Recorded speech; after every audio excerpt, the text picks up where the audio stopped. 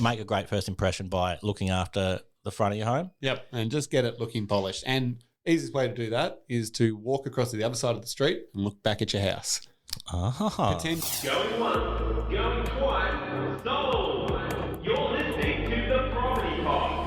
Guys, welcome back to the Property Pod, your weekly engagement into real estate here in the Hobart Marketplace. If you had joined us beforehand, you would have been into your weekly update about video games from the 1990s. But we are here talking real estate today. That is the topic of discussion, John and Pat.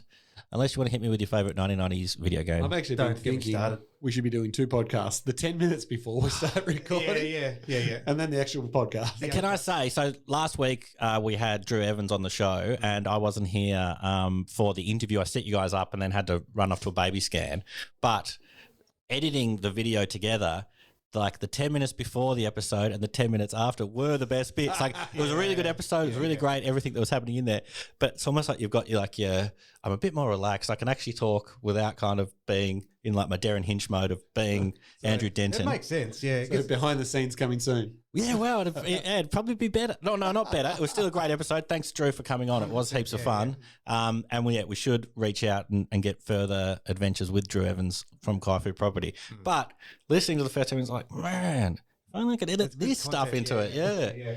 So, and I know even from his perspective too, like as a guest, you're trying to be on your best behaviour, I guess. You want to get your best stuff out. But ironically, the more you relax, it just flows naturally anyway. Yeah. I mean, the dude was full of good stuff. Actually, it would be very funny to go, like, if I was just to hit the record button without you guys knowing for the 10 minutes beforehand, how long it would take you to get cancelled. Are you saying we're not appropriate? I'm just saying when the mics are off and, we're talking things from our past or video games or things like that, anything could happen. Anything could come out. So I'd like to think our listeners are open-minded. we could have a real Trump moment. Speaking of Trump, actually, just this past week at 414, we had the TCCI the personality. I was really interested where you were going. No. Don't worry. I had a runway. We had the disc training. Disc training, yeah. So do you want to kind of give us a rundown of what we did and let the listeners know? Yeah, so for anyone that don't know what we're talking about, we did training last Thursday and we did disc training, which is like personality training. So most of the team participated and we all had to fill out a questionnaire prior to attending the training. So I think it was 85 questions. About 80 questions, yeah. You have to answer them relatively fast. So the idea is not to really think too hard about the questions, just... Yeah, well, it's just kind of, rank these words in the most importance to you to the least important. You kind of flick them in and end up with kind of a personality profile on yourself. And then, it generates this report and it gives you a personality profile, which is broken down into 4 categories. Yeah, so the DISC kind of stands for dominance, influence, steadiness, or conscientiousness. Yeah, there you go. What a word. And kind of each of those fit into a personality profile. And in the dominance one, you might be able to guess, but Donald J. Trump was one of the key examples that they used for that. There you go. So, look, there are other ones. Arnold Schwarzenegger, one of your heroes, was in that area. Judge Judy, Oprah. Yep. So it's not all bad if you're a D. No. No, I think the large part of those traits for Darth Vader as well, I think, is if you look up. I was going to say the other one, the Star Wars version is Vader is there. Yep. I think C-3PO's compliance from memory. Yeah. Chewbacca for steadiness and Han Solo for influence. So yeah. Actually, are you guys happy to talk about where you sit on the disc profile? Yeah. You're a straight up Vader? No, I was influencer first, so Han Solo followed by Vader. Not bad. Because I was the same, but I had it was influence and then conscientiousness. Yes. So that veered more so into the what did it say here as a summary?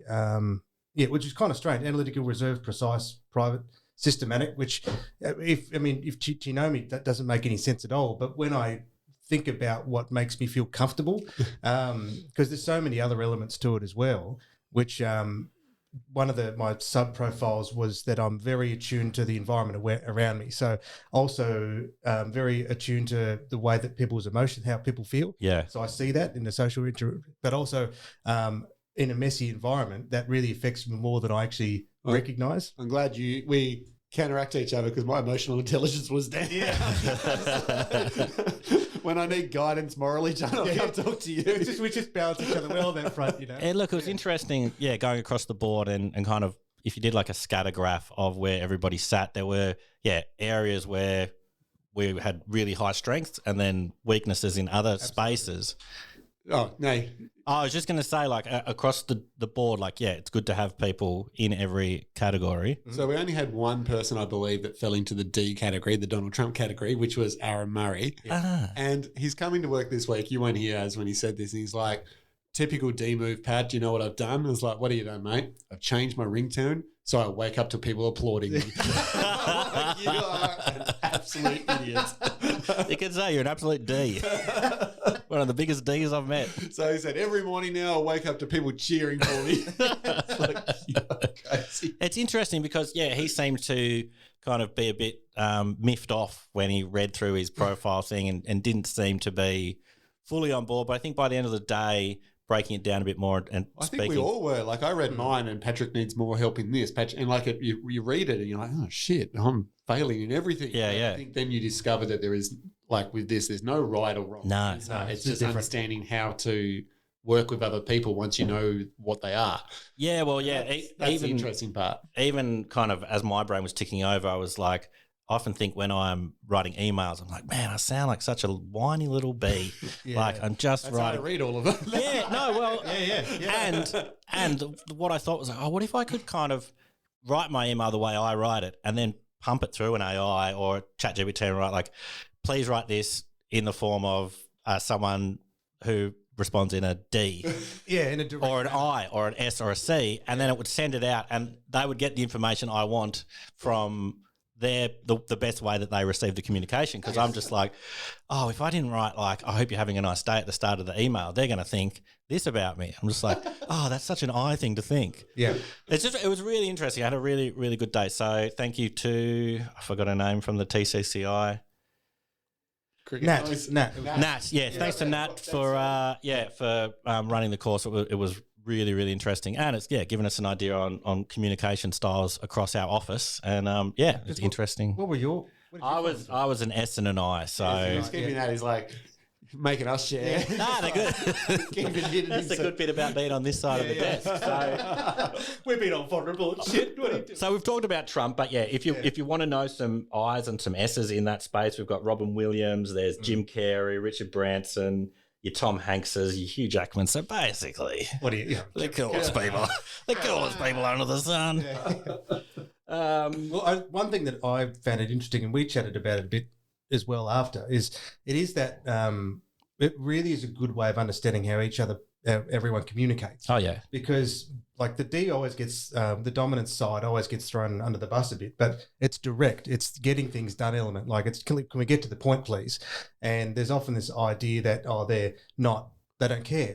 No, it's just want to move through it quickly. oh yeah. And on the other scale, where you could be received that as you're insensitive to me. He's like, no, I really care about you, but I don't have time to think about this. You know? Yeah. And to get us to where we need to be, we need to need just to get hit onto this button and Yeah. go. Yeah, And if we were all indecisive and trying to like please everybody the whole time, wouldn't nothing get would ever get done. Yeah, yeah. So And I recognised it with a client just recently where we're going to be acting as a buyer's agent for him to find a commercial property, and he's just like, mate, can we just get it done? So he's the kind of guy. The word is his bond. So if he says he'll do it or makes a promise, like you never have to worry about Yep. it. But it's like, did you want to worry about a larger agreement? No, just send me an email, send me the base terms, I'll say yes, and it's exactly what he did. You know, because it's just he gets it done. But the good thing is you could trust him to the end of the earth, you know, because he's got a good moral centre in that regard. yeah, well, as you're saying that, this is a really interesting thing for real estate. Like your job is people. Your job is communicating and working out the best way of kind of getting a message from A to B through people, and you're meeting people across the gamut. So skilling yourselves up in this space is got to be beneficial to be like, I ran into this guy the other day and like, man, like we were just on different wavelengths. Like we just weren't hitting Yeah. this. It's like, oh no, he just is a No, it's, excuse me. It's definitely something to think about, especially when you're pitching for business. Yeah. Like if you're like doing your own natural style, for me being quite to the point, that may not be what someone wants to know. Maybe they want me to listen about all the little ins and outs of the property and, take the time to really find out the backstory. But then you got others that are very analytical and they just want the facts. They want. Yeah, or like if I'm thinking about preparing marketing materials for certain agents, I can think of the ones where it's like, oh, this will be ready tomorrow. Don't worry, like we can still hit the button. No. All the T's and I's need to be dotted and sorted. It's like, all right, sweet. So next time I'll just remember, don't even offer that as a thing. Just say, it'll be ready tomorrow. Yep. Yeah, Be ready exactly. tomorrow. We're all good. I don't need to give you the kind of mental strain of being like, oh, goodness, like, what do I do about this? Like, we got this. We'll just be ready tomorrow. Be ready We're cruising. tomorrow. And if you need my input, tell me exactly what you need me to do. Yeah. I need this. Okay, done. So basically, we're expert Send it to- communicators now. And then send it to John in multiple formats so he gets the message. Yeah, actually, and do it through multiple people at the same time as well. So yes, that's been us for this last little period. Post that, you head up to Launceston for BMX. It was state titles for a young man. I went up to Lonnie on Saturday and Parker competed in the state titles, which, does every year, but it's always fun to get away for the day and Yeah. compete. And the results were pretty positive. Yeah, he won. Yeah, he won. Yeah, he won. Best in the state. What can I say? No, it's really awesome. That's really, really cool. Yeah, no, he's pretty pumped. He took it pretty easy, so he's he's in a group where he's quite fast, so he wasn't too stressed leading into it this year. Yeah. Normally we have a lot of mainlanders that fly down, which makes it a little bit more challenging, but this year nobody from the mainland flew down, so Okay. pretty relaxed on the day. So Yeah. just get in, get it done, and move on. Yeah, cool. But no, he loved it. He loves getting away and racing wherever he can. So that was up in Launceston, and the reason I wanted to bring us there was that I had a segue to lead us into a Launceston topic. So yes. thanks for that, Parker, for being the state champ up in Launceston. You've been able to let me talk about Ravenswood. Time to take a ride to Ravenswood. So looking this week, Affordable Homes Tasmania has put aside a 100-lot residential subdivision plans for the beautiful suburb of Ravenswood up in Launceston. Yeah, 12.4 hectares in size. Yeah. So quite a big piece of land. Yeah. So do you guys want to talk kind of to this and what this could mean for kind of social housing and getting a bunch of people into homes here in Tassie? Well, the Tasmanian government has been making promises to raise the amount of social housing that's being constructed so that there is less strain on the rental market because there is a lot of people looking for homes at the moment. But I don't know. I think we've spoken about it in the past. Like they talk about a rental crisis, but it's more an affordability crisis. Like I think we have 20 homes available in our books currently at the moment with very few applications coming through on them. But it's not because people don't need the properties. They just can't afford what the private marketplace is asking. Yeah. Where if you talk to someone like Centacare, who we do a lot of work with, and they've got waiting lists with 500,000 people sitting on them. So this is what that's helped. 500,000 people. 500 to 1,000. Okay. Phew. It's like, Double the double the population entire of the state state are is wanting on their to- waiting list. man, that is a list. But that's what's important about this is it's helping those families get into properties. Yeah. So helping ease that pressure, which is really good. So they're saying 100 lots ranging in size from 500 square metres through to 1,800 square metres. So like always, trying to diversify between houses and unit complexes. And then I think there's also like 4,421 square metres allocated for like parkland and outdoor areas for people to just have a community. It's not just like plonk, here's a bunch of buildings. That's it. And if anyone knows Launceston, they make some of the best parks in the entire state. So who knows? Maybe another cool park will be heading that way. I got to say, I've been to like 3 newer parks here in Hobart in the last little period, and I've seen that is it not Gormanston Road? The Beyond the Moon Sports Stadium. Yeah, that one's getting pumped up. The one out at Goodwood. Like, I know we've covered parks before on this bad boy, and as a father of 2 young growing boys, soon to be another baby on the way, parks are a premium. Yeah, it makes sense. So, yeah, shout out to all the park developers out there.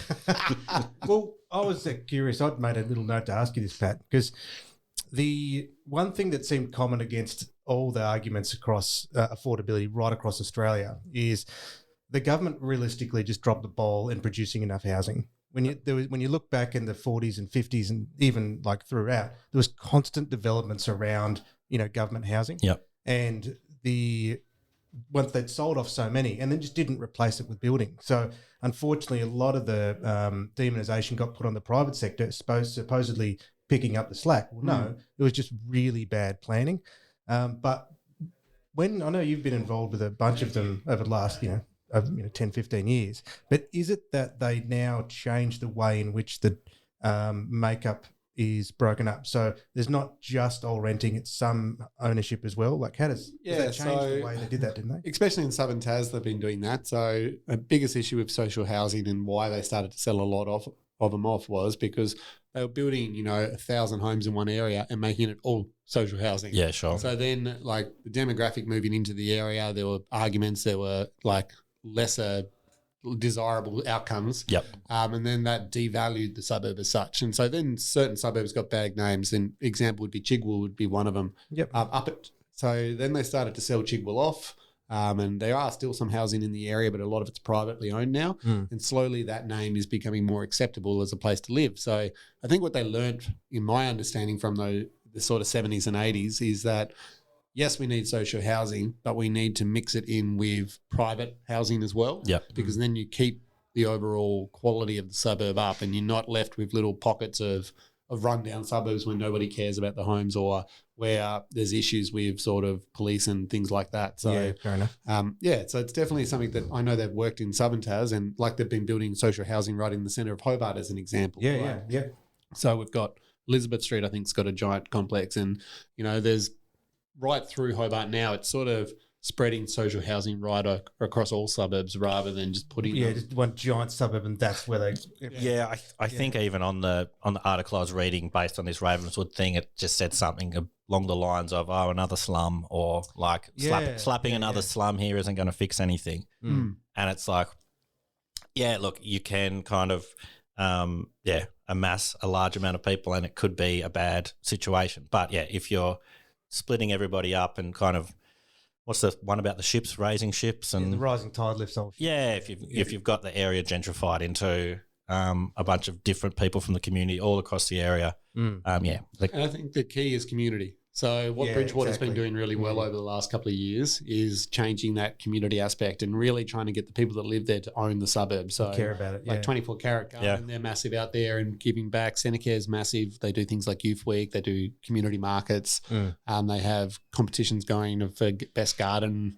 Paint your front door scheme, which seems silly, but if you have a nice painted fresh front door and fresh fence along the front, it just creates a better look to the street. So there's heaps of community type events happening out there that help bring people together. Definitely. And then Bridgewater, once again, coming back to those damn parks, they've got a great park out there, which is drawing people into the area as well. So 100%. I think it's important to get people to take ownership of these properties and get them to contribute back where they can, because then that makes the overall experience way better. Man, I think that if we could just produce as much social housing, I think we're lucky in this as a country and our values, the sense that we see housing a bit more as a right, I guess. Whether that's an argument or a debate, depending on how you want to look at it. But I think that's sort of the way our country's moved towards. And I think a lot of the resentment comes from the fact that a lot of people just get stuck in a really bad cycle of housing. And the thing is, we've failed that sector when our governments have made promises after all these years, but we've just failed dramatically. So I think, like you mentioned, if a slum's not going to fix the problem, but I just think there's a real sense of difference of the way we're going to we see that moving forward than it used to be. But even like we'd sold a house in Maple Avenue recently, and you look on the old title, every single one of them was director of housing. So that whole street, these old 1940s homes were all built by the director of housing back in the day. And they're all known to be really good, solid, classic homes. So I think it's those kind of initiatives are really exciting. Look, it's really cool, and it's kind of that idea of 100 new homes in an area that can be put people in homes that don't have homes or are struggling. Never a bad thing. Definitely. Before we go any further, Pat, I gave you some homework 2 weeks ago, I believe. Yeah, and I totally got on that. I know, you said. I got this, man. I got this. So if you were listening 2 weeks back. Shit, I knew this would come back by me one day. So John did his research maybe 5 minutes before and gave us heaps of info on top 3 tips for sellers in spring. And I flipped the lid on you and I said... Is he sellers or buyers? I thought Tom was looking after buyers. I was buyers, yeah. Come on, Aaron. What are you doing? What am I doing? I'm throwing. All right, I know when I'm wrong as a S or an I or whatever. I was supposed to be giving 3 top tips to sellers. All right, so you have done some research. No, cool. But come on, we can talk about this. All This right, is well, easy. off the top of the dome, hit me with your 3 top tips for sellers. I'm confused now. What are you? Sellers. Selling in spring. Oh, yeah, I do remember now. Yeah, John's the buyer's advocate. You're the So we've seller's already man. talked about it multiple times, but its presentation from the street is the number one. Number one thing. And I don't think anyone could argue with that. It's got to look good from the street frontage. Yep. And that's, your fresh cut lawns, your washed windows, your fence. If your picket fence has got a few palings missing, fixing those little things. Yep. And most importantly, a nice, tidy letterbox. Letterbox is important. I think it is. In this modern day and age where letters aren't really that common and, I've just sold some houses lately and you got a rusty letterbox and someone's walking up the front pathway. It's not a good look. So the idea is that first impression of being like, if they can't even look after the letterbox, What else how is are they going to in look place? after the home? You want to feel safe walking up and knocking on the front door. Yeah. And a well-presented front does that. Okay. Yeah, so to me, that's the best thing you can do. All right. So first impressions matter is kind of the first bit of it. Yep. Make a great first impression by looking after the front of your home. Yep. And just get it looking polished. And easiest way to do that is to walk across to the other side of the street and look back at your house. Pretend you're the buyer looking at it, because most times buyers will drive past before they ring us. Yep. Because we put so much info online, they have everything to be able to go and have a look at it. So Abby and I were a prime example on the weekend. We're not in the market to buy at the moment, but Grace in our office was buying a place and we happened to be in the suburb that she was looking at. So we went for a little sticky, had a look down the driveway to see what the place looks like. Yep. And The first impression matters. Yeah. Yep. So, this looks quite nice. I can see why this was attracted to Grace. Yep. So that's probably the most important thing, is to put yourself in the buyer's shoes and see what it looks like to them. I like it. Second one, Hit me with number 2. marketing. Ah, My favorite topic. Yeah. Tell me more. You got to get a good photographer to start with. Yeah. But the photographer and the agent need to work together, because at the end of the day, the agent knows what the best features are. Yep. And the agent knows what should be focused on, but they need the photographer to capture that correctly. Yep. So I was actually reading an article on you last night. I shared it with you. You did, yeah. 5 tips for photographers. And I was looking through them, and one that I didn't really think of that they had in this list was actually featuring some of the appliances and making a point of inclusions that stay with the property. Yeah. So if you've got a high-end fridge that stays with the property, making sure that's present in the photos and making a point that that's part of the sale. And they talked about photos of the community. I know some agents in Hobart do it where they'll have 5-minute walk to the local park, 5-minute walk to this shopping centre. Just bringing in that community into the marketing so people can start to imagine. Get an idea of, what it would be like and how far is it from. I guess with lots of the drone photos, I try and, if there's a major centre, and it's that tricky one of do you put the arrow pointing down saying Northcote? Yeah, so to me, you can have photos, but they have just any photo may not be the right photo. You've got to sell the story. I was at a property yesterday and there's no dining table in the living area, but there's a big giant hole where one should sit. Yep. And we were talking to them you've got beautiful furniture everywhere else, but you've got this big void with nothing. We'd be suggesting we put in a digital dining table there. So yeah, which we might have talked about last time, but there was a one with a giant dining table taking up this huge space. It was if this was shrunk down and you put a couch there and a smaller table, it would make the area look larger, more appealing, and kind of you've got 2 living areas this way. Absolutely. And the beauty of digital furniture mixed in with real furniture is it blends quite nicely. It actually almost blends better than when you've just got an empty room full of digital furniture. No, it can. So they're the key things I think when you think about marketing is everyone can say, we'll get a professional photographer in. But I think when you're talking to an agent, make sure they understand the message that they've got to pass on to that photographer. 100%, yeah. Because some agents will just say, ring up the photographer and say, go photograph this property. But I think you need to be able to make sure that your agent understands what's important to you in those photos so they can pass that on to the marketing team. Well, yeah, I guess an example with that is recently Marilyn had the one that I was talking about where the owner had spray painted the grass in an area to green to make it more appealing, and they had a fire pit down in the bottom corner. And talking to the owner and Marilyn at the same time, she'd mentioned, oh no, we're taking that with us like that. It was, one of those ones with like the rocks and like it was beautiful. It was like a birthday present for the partner. So I did get a photo of it. I edited it. And then I said to Marilyn, I don't think we should include this one based on the conversation that was had with the owner prior to. Happy to put it in. I think the discussion was Marilyn had said we could put in fire into the fireplace digitally. Yep. And she said, oh, did you do that? And I said, oh, I thought after our discussion, maybe not including it. Oh, yeah, that's a great idea. I didn't think of that. Yes, we probably don't need to focus on that in this because it's not part of the property. So, yeah, that to me is the next big step, I guess, if you're thinking about selling at the moment, is that you want to make sure that the 20, 25 photos or 10 photos that they put up are the right photos that sell the story the best. Yeah. Because I don't think a huge amount of people read text anymore. And I know for a fact because I'll put in information in the text and then people will email me and say, how big is the block? I'm like, it's written in the text. Yeah. But they might not be a D person or an S person, Pat. They might be an I or a C or a.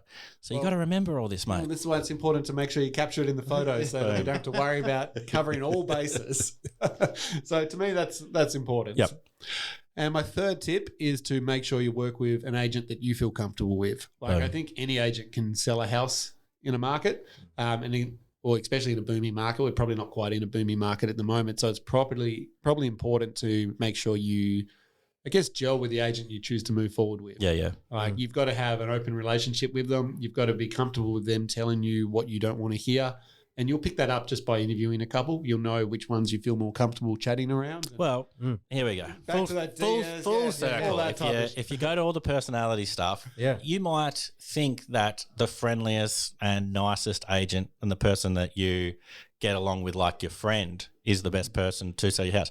But that might not be the case. It might be the opposite. It might be this hard-edged guy who's just going to tell you like, boom, boom, boom, this is what you need to know. Well, we spoke about that in the training. Like there's no point going to somebody in the office that you know is the same style disc profile as you because they're just going to agree with you. Yeah. You got to go find that polar opposite to be able to, get a different story. Yes. And the more I thought about it is I did it unwillingly knowing that that's what I was doing because quite often I'll come up with an idea and I'll go and ask John and he'll have a completely different point of view. Yeah. And sometimes I don't like those thoughts. I'm like, you're full of shit, John.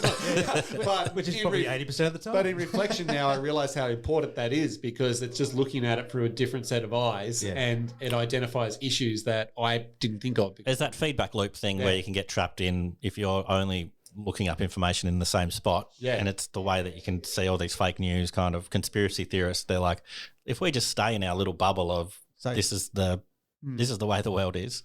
Yeah, you're going to keep getting the same feedback. Yeah, so anyone that wants an appraisal done by me, I'm happy to provide you with my disc profile prior to arriving so that you can see if we're a good fit. I thought of this. I was like, if you were kind of trying to work on a, could you provide the test to somebody and say, look, I might not be the right agent for you, but this guy might be. And it might be like a battle between you and John to be like, look, we both could sell your house, but you're probably going to have a better experience with. According to the raw data of our reports, you're better suited to John over me. It would be an interesting approach, that's for sure. Yeah, it's something to think about. But yeah, to me, that's very important is to know who's going to best work for you in your scenario. When Dad is part of when he did the training, he will often say, everyone says they want an honest agent until they get one.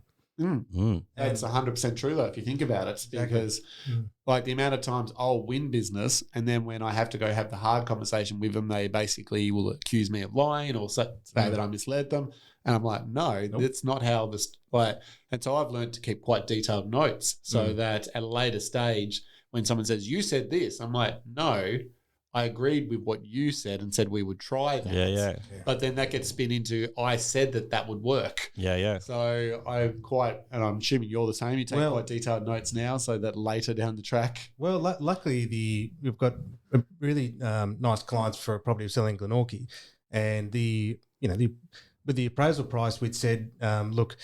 I think it was $550 to $575, and we said, well, look, based on what you want to try, happy to have a crack at the higher end, and we're going to steer away from a buy. We're just going to do a fixed price, so the market knows where you're at. Fully understanding that, look, this is our advice. Are you comfortable? This is the strategy. We're going to be talking about this in 21 days if nothing happens, and we've kept all the the statistics, all the numbers, and then on that when we had the break, they knew what was coming, and on the email, just really like conversation then followed up in writing is to say here's the range of our original advice that we all agreed to. And now we're going to be, here's the 3 steps scenarios. And now we're in, scenario number 3. So now the new advice is to adjust and like, yep, got it, happy, done. And is that constant communication through multiple ways that they could get the message so that not everyone's going to be receptive in that way, but there was never an argument between all of us. We're pointing towards a process. Yeah, it's definitely important to document that process, I guess, because too many times I learned early in my career is that exact scenario, but I didn't have the evidence to back it up. And then when I go to have that conversation, they're like, but you agreed that we would get 800,000 for it. I'm like, well, actually I didn't. My price was this. Yeah. Yeah. So it's and it's frustrating too, because obviously we you never want to have to sit there and be in a defensive situation, but we all get defensive if we feel like we're being attacked and being wrong. And ultimately, and that's where a relationship can quickly sour. So it's trying to find a way of getting, how do we get through each other's brain to, hear the message we need to, because often we'll all get defensive in those situations, And as agents, I guess we try and take some responsibility of helping our clients see a path forward. Yeah. Definitely. Well, they're my 3 tips. Boom. 3. How many fingers? 3 tips. 3 tips from Pat. Boom. I can't even do it with that because mine's so jointed. Who would have thought we all got weird fingers? What are the key takeaways from today? Well, they've all done some weird things in their Star Wars characters, and houses with Ravenswood will sell, and we've got weird fingers. you hear the hot takes here. Thanks for joining us on the Property Pod. If you didn't listen to last week's episode with Drew, jump back and have a listen to that. The week before that was John Sellers buyers tips. Well, I've got that backwards in my head every time. No idea. Anyway, that's what they were. We've got plenty of fun episodes coming up in the next few weeks. Stick with us for the Property Pod. Like, share, subscribe to all those things. Thank you very much. Bye. See ya. You have been listening to the Property Pod, recorded and edited by 414 Media House in conjunction with 414 Property Code. This podcast is general information only, and the thoughts and views expressed is the opinion of our panel, and listeners should always seek then use their own investigation into any topic we discuss to ensure they fully understand their own situation. It does not constitute and should not be relied on as purchasing, selling, financial or investment advice or recommendations, express or implied, and it should not be used as an invitation to take up any agent or investment services. No investment decision or activity should be undertaken on the basis of this information without first seeking qualified and professional advice.